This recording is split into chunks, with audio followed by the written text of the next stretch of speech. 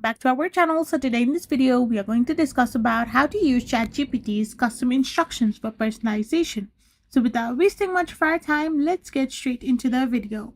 So if you want to use ChatGPT's custom instructions and add a touch of personalization in your answers, you can simply enable them through the settings. You will need to fill out two text boxes, one for what you would you like ChatGPT to know about to provide background information, and another for how would you like ChatGPT to respond to define your preferred tone and style. So once you do this, you can choose your preferred tone, style, and even formatting. So all you gotta do is simply go and tap open your custom settings or like personalization option. So once you're in your personalization, you can simply give the personal instruction.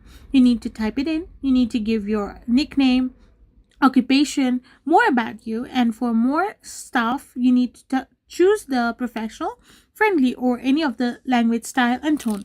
So this will allow you to give a custom instruction for personalization in ChatGPT. I hope you found this video helpful, so don't forget to hit that subscribe button and to give us a thumbs up. We will be back again with more informative videos. Thank you for watching and stay tuned for our next video.